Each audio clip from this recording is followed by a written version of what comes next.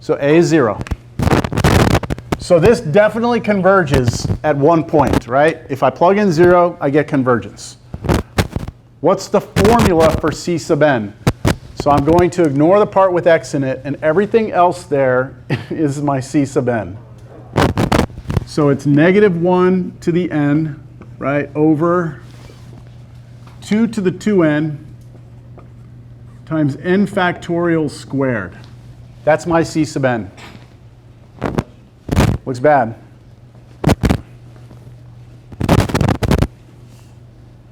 Ready?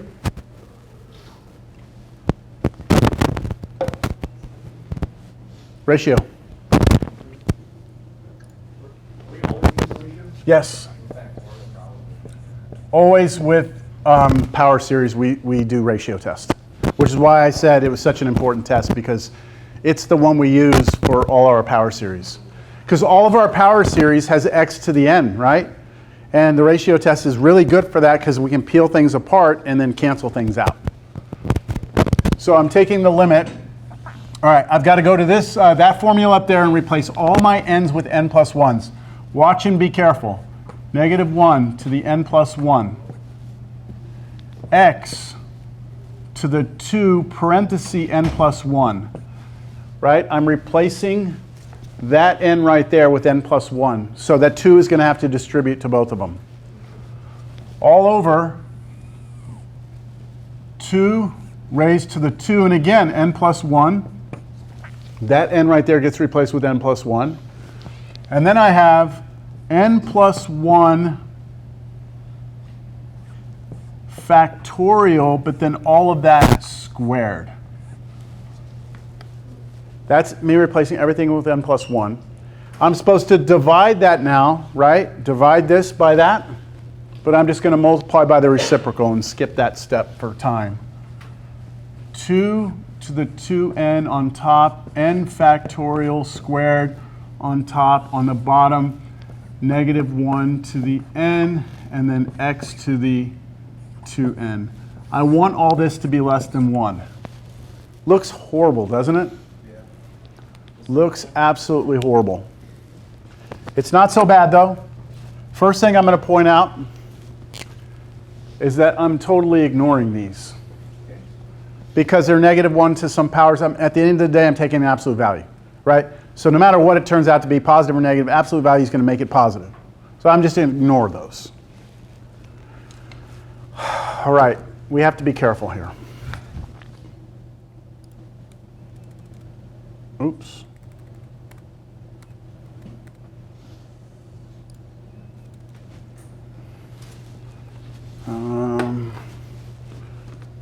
Markers are fading fast. Not equals. Limit n goes to infinity. All right, I'm just still rewriting. I'm not ready to cancel things. This is x. Well, what is this right here? 2n. That's x to the 2n plus 2, right? 2n plus 2? That's what that is? And then I'm going to write that as x to the 2n times x squared. I'm going to move that up a little bit. So that's x to the 2n times x squared. That's this piece. And then this bottom one right here is going to become 2 to the 2n plus 2 squared. Same principle, the 2 would distribute through. So you get 2n plus 2, and then split that up into 2. Now, this one's a tricky one. I'm going to want this n factorial squared to cancel, right? Hopefully. So I'm going to rewrite this as n plus 1 times n factorial, all of that squared. Isn't that the same? N plus 1 factorial is n plus 1 times n factorial. That all still needs to be squared, right?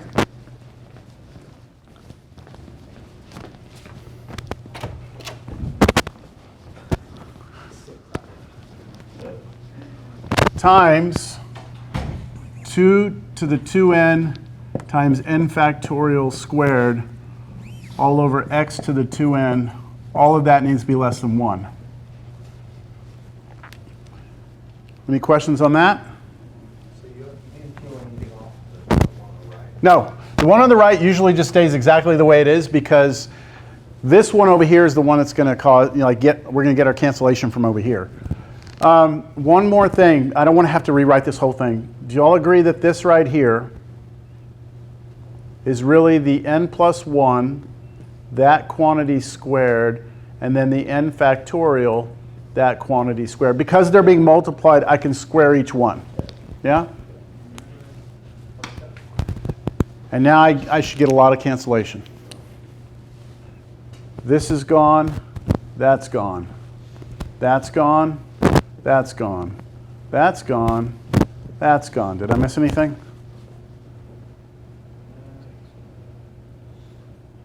No, I think I've got it all.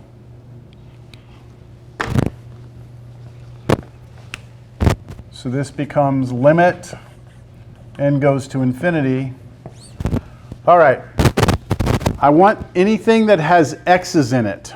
Let's move that to the far right-hand side. What's the only thing that have it with x's? X squared. I'm going to put that over here. Okay. X squared times. Now, over here, I'm going to put everything else. So up top, do I have anything other than the x squared, which I already pulled away? So just a 1 on top. On the bottom, I have 2 squared, 4. And then I still had n plus 1 squared. That, right? That's what I have.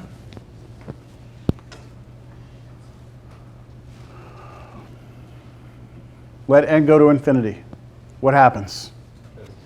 This goes to 0, right? And that means no matter what I pick for x, right? Give me a number. 5. Give me 100. Give me 1,000,000. Give me 1,000,000,000. Doesn't matter. You can't let this be infinite. It has to be a fixed number. If I take a fixed number and I multiply it times a number that's headed to 0, this thing is going to be less than 1. Right?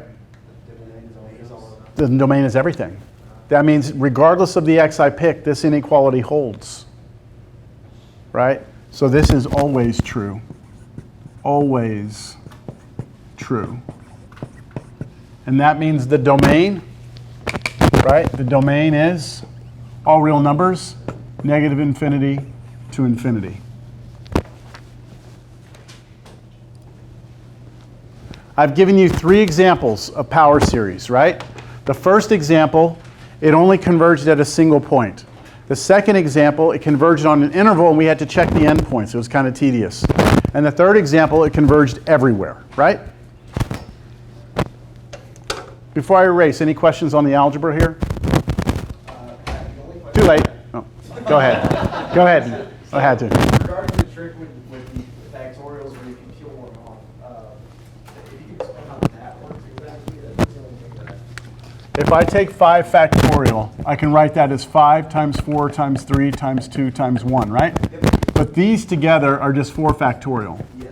And in front of it, the 5. So if you ever have 5 factorial, you can just write 5, and then the rest of it, 4 down, would be 4 factorial. So if I have n plus 1 factorial, I first peel off the first number. The first number is n plus 1, right? Yes. The next number down would be n. Yeah. And then it keeps going down. So the rest of the way down is n factorial. Oh, that makes sense. 'Cause, yeah. So you can only peel off one? Or can you... That's right. Well, no, you could do this. I mean, let me go back to 5 factorial. 5 times 4 times 3 times 2 times 1, right? I could write 5 times 4 times 3 factorial. Okay. Right? Just as long as okay, that's what I wanted to know. Yeah, you can peel off as many as you want, but for our purposes, we only want to peel off one of them because we want the n factorial to cancel with the n factorial. If we peeled off more, then it would be kind of defeat the purpose.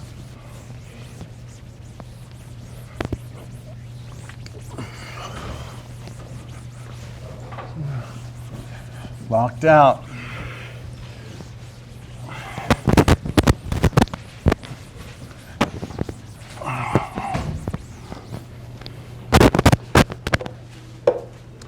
Let's take a look at the Bessel function. Okay, in red is the actual Bessel function, right? Like I said, it models wave behavior for like membranes where you've got points that are attached on the outside, so your wave gets bigger in the middle. All right, so right now I'm modeling it with just the first term, and it's not a very good model, right? But I'm going to start adding more terms to the series. me putting an x squared in there? Parabola, better? It's freaking beautiful. Look at the coefficients though. Look at these numbers. Yeah. Massive numbers, right? But, I mean, it's working, right? It's actually, it's building that function up. And the further I go, I'm probably going to slow my computer. That computer did pretty good. I've only gone out to 56th power, and you can see I'm pretty much laying right on top of that function. And I could keep going. You know, the first example only worked in a little window. This one's going to work the whole way because it converges everywhere. So it's valid the whole time. Should it be definable? It's not. It's not a sine function. So the sine function has a different power series. I don't think we could turn the power series of sine into this. It's close, but it's off. It's off by some. It's off by powers of 2 here. That's because each wave gets slightly less than the next one. It's like a dampened oscillator. Right, It's like a dampened oscillation. That's right. Where sine is not dampened. So if you added something to the sine, it would have to have some function in there that would dampen it, so then it would no longer be sine. You know what I mean? All right, so you ready? Theorem.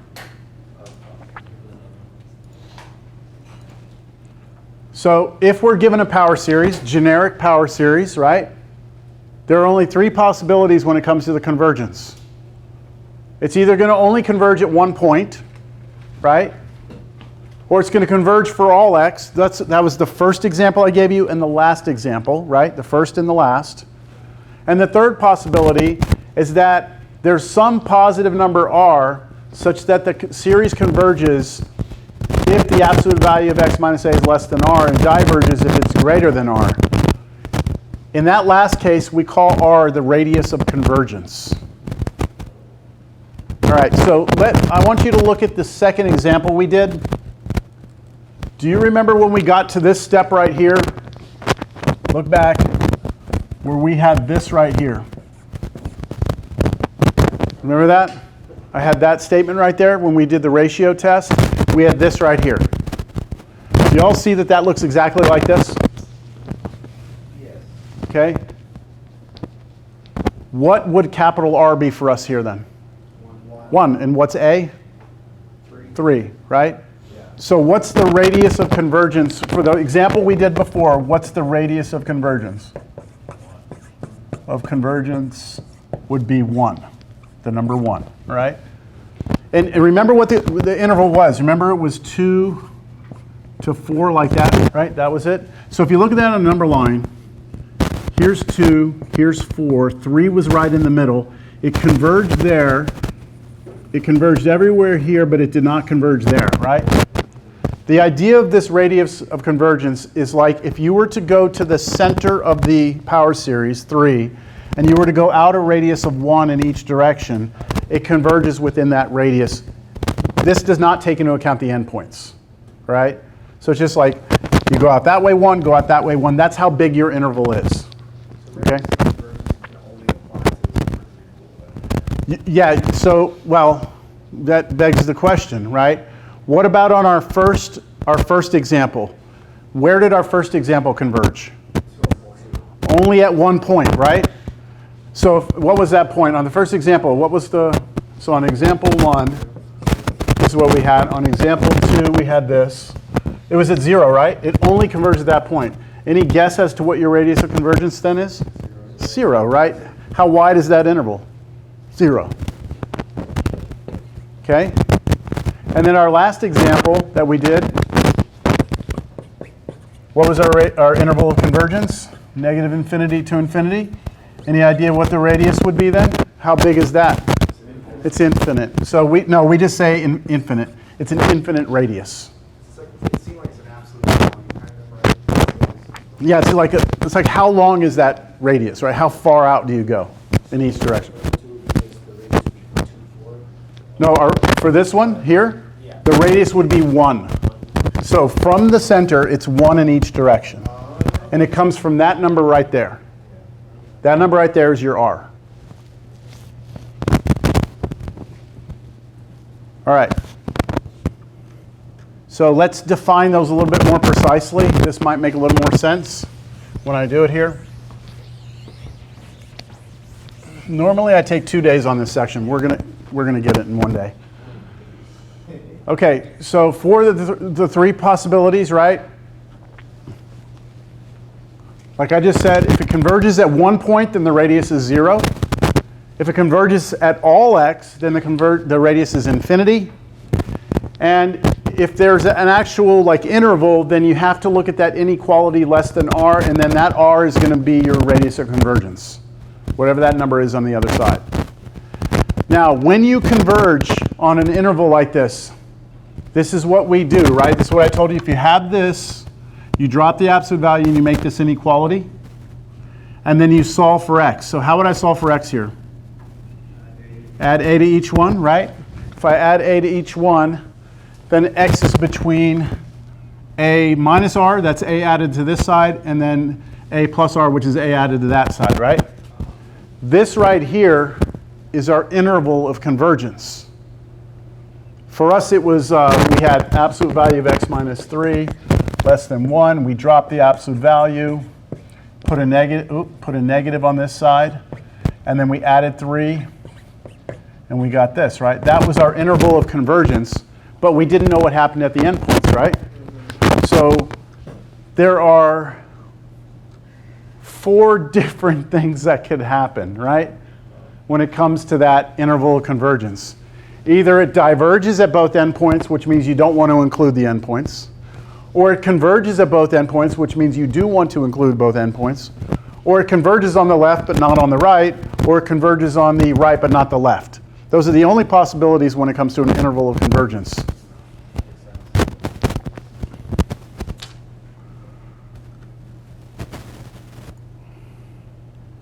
Those are the ones we did. First example, radius convergence was 0. Interval of convergence was 0. It only converged at 0. The second example we did, radius convergence was 1. The interval of convergence was 2 to 4, not including 4, right? Including 2. The last one, radius of convergence was infinite, and the interval of convergence was everything.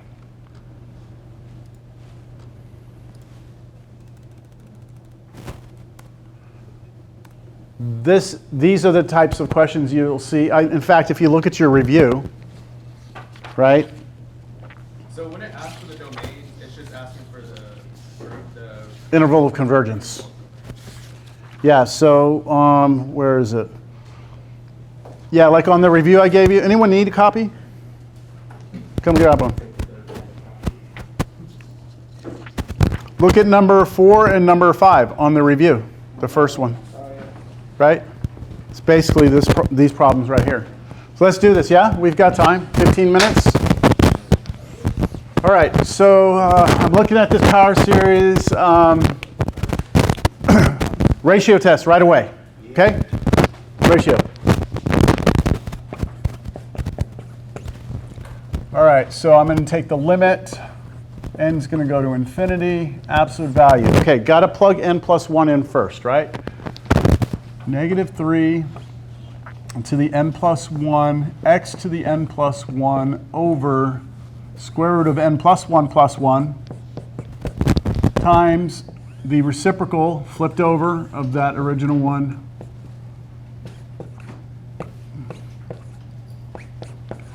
I want that to be less than 1, right?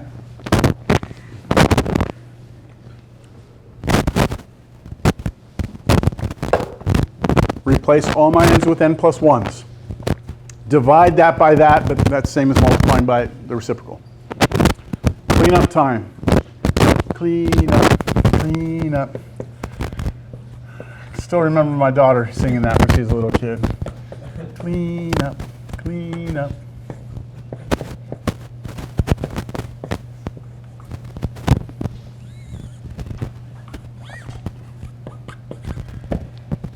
Now I can't get her to clean up shit. I'm going to tell her, I'm going to remind her of that song. All right. All All right, so I splitting things up, right? This is like the standard sort of protocol with ratio tests. That splits to this. That splits to this. That, all I could do is add 1 and 1 together to get 2, and then that I just left alone. We get some cancel, yeah?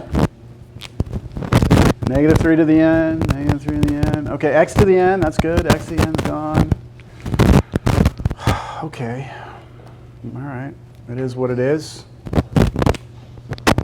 That becomes limit. N goes to infinity, absolute value. Okay.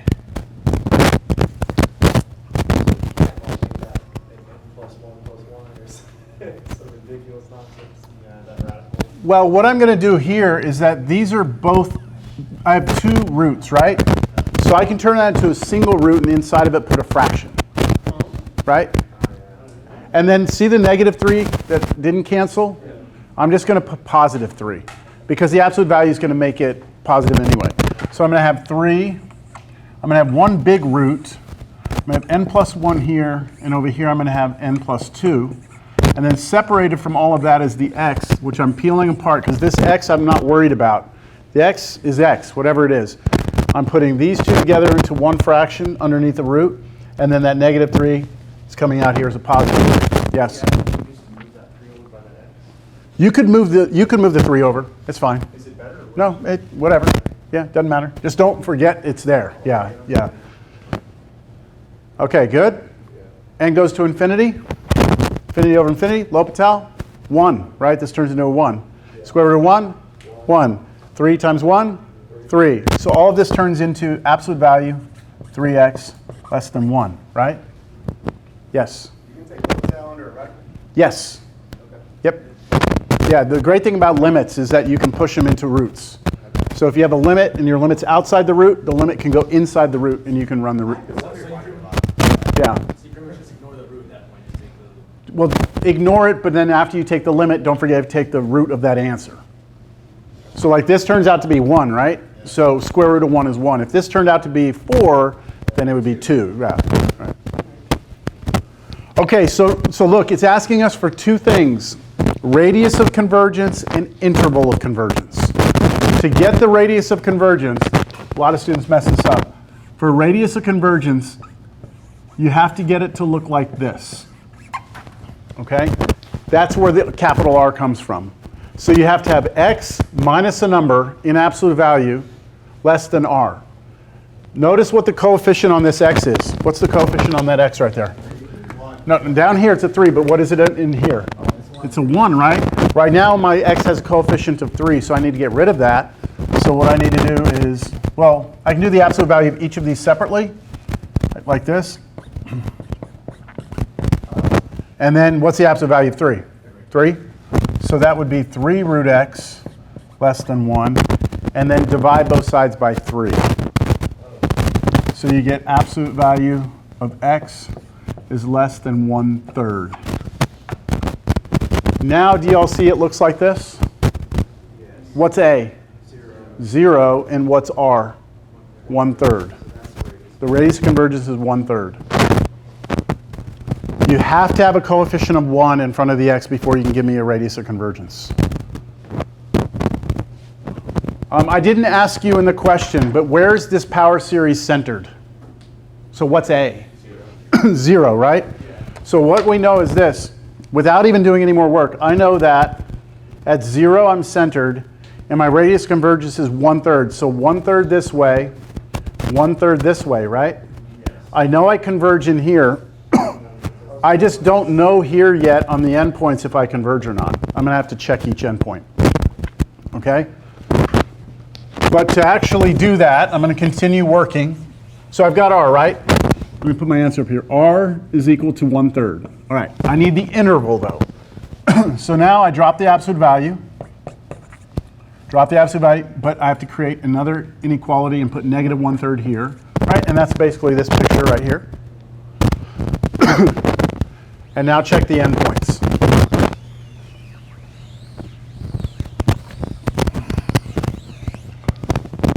Test endpoints. I'll have students on the final, they won't test the endpoints. How much should I take off for that? The problem's worth 10 points and you forget the endpoints. How much do you think that's off? 2 points. 2 points per endpoint?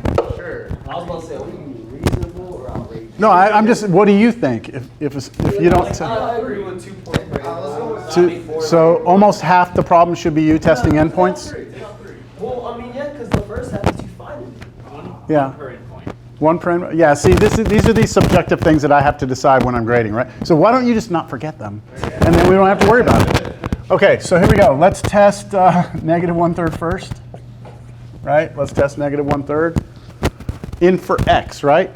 It's going in for x. So my new series is sum n equals 0 to infinity. Okay, -3 to the n, and then negative 1/3 to the n over root n plus 1. Okay, so the test that you plug it into To the original series, yep. You're replacing the x in there. What is that up top?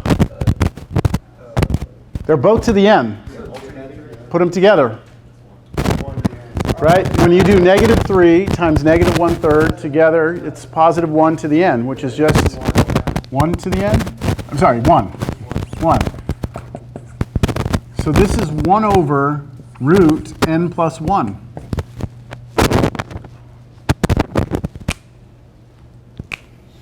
so constant over linear, which That's not linear, it's got a root on it.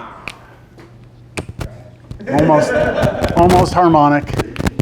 Almost harmonic. Now, I said that the ratio test, the almighty ratio test, right? Right? But you don't ever want to do the ratio test at this point when you're testing endpoints because that's where you'll get 1 when you do the ratio test, right? So you know not to do the ratio test here. We need another test. I heard p-series. Yeah, it's not, but we can compare it to a p-series, right? Nth term, let n go to infinity, you get 1 over infinity, it goes 0, it tells you nothing, right? Yes? Because the endpoints that we picked this negative 1/3 came from the fact that if we plug negative 1/3 in and do the ratio test, we get 1, which means it fails. Yeah, okay, so let's do it. Let's do a comparison. I'm going to do a comparison. I'm going to compare it to sum n equals 0 to infinity. We have a problem, 1 over root n. We have a little bit of a problem here because I can't start at 0. But it's okay because one term does not change the convergence or divergence of the series. I can't start at 0 because that's undefined. So I'm going to just start it at 1. I'm going to compare it to that. To do a comparison test, these both have to be positive. Are they both positive? Series? Yes? Okay. So how do we compare? There's 2 different ways to do it. I could do the limit comparison, or I could do like a direct comparison. Do you remember there were 2 different ways to do it? yeah. So direct here. Okay, you want to do a direct comparison? What does this series do? You have to know what this one does. This is a p-series. What's p? P is a half, right? It's the power on the n, and that's less than 1. And what happens on a p-series when p is less than 1? Converge, diverge? Diverges. P is greater than 1. It converges. If it's less than or equal to 1, it diverges. Yes? If this were to converge, would changing our n equals mess with it because like we're... Nope. Nope. A finite number of terms has no bearing on the convergence or divergence of a series. If I started this at 100, it would not change the fact that it converges or diverges. Yeah. Okay, so I'm comparing it directly to this, right? It's a divergent series. So these add up to be something infinite, which means I need all of these guys to be what related to these guys? Bigger than. Bigger than. So I want to show now that 1 over root n plus 1 is bigger than or equal to 1 over root n.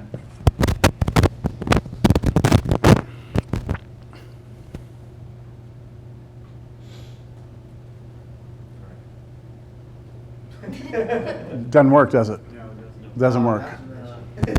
Didn't work. Right? Because you cross multiply, you basically get like root n greater than or equal to root n plus 1. That's not true. Okay, what does that mean? Does that mean it converges? No, it just means that test failed. Okay, so that's fine. We tried direct comparison. I'm going to stick with it, but I'm going to do limit comparison instead. How does limit comparison fail? You see why I love these problems. Okay, so now let me try limit comparison. Yeah, limit comparison. So I'm going to take the limit as n goes to infinity of what? So on your sheets. A sub n over b sub n. So this over that, right? 1 over root n plus 1 over 1 over root n. Right? I'm going to take that limit and I'm going to hope that I get a what here? Not 1. What does it say on your sheet? What does it say? You got that. A positive real number. It can't be infinity. Can't be 0. It has to be a positive real number. If it's a positive real number, then whatever this one does, that one does. Okay, so let's flip it. If I flip it, I get root n over root n plus 1. And we can do that same thing we just did a second ago, put it into a single root. Infinity over infinity, L'Hopital, 1, root 1 is 1. The answer is 1? Right? Is that a positive real number? Yes, so whatever that does, that does. So it diverged, right? It diverged. Right, this one diverged, right? This one diverged. And so we compared it. Using limit comparison, we got a positive real number constant. So whatever that does, this one does. So do we want to include that endpoint or not? No. No, right? We don't want to include that endpoint. We have another endpoint to test. The other endpoint is x is 1/3.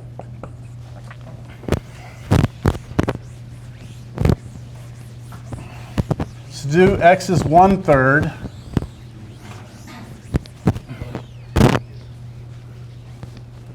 we go to the original series. We go -3 to the n, and this time 1/3 to the n, not -1/3, root n plus 1. What happens up top when you put those together this time? -1 to the n, right? It does not simplify to be 1 to the n, does it? It's -1 to the n. And I think a lot of times you would look at that and you'd be like, well, crap, that's more complicated than 1 to the n, right? I mean, like 1 to the n is 1, right? And so you're like, yay, this is -1 to the n, that's not good. But it actually is better for us, isn't it? Because that's the alternating series test. I don't have to do all that crazy comparison. I just have to show two things and I'm done, right? It's decreasing and the limit of the positive part goes to 0. So I'm going to do alternating series test.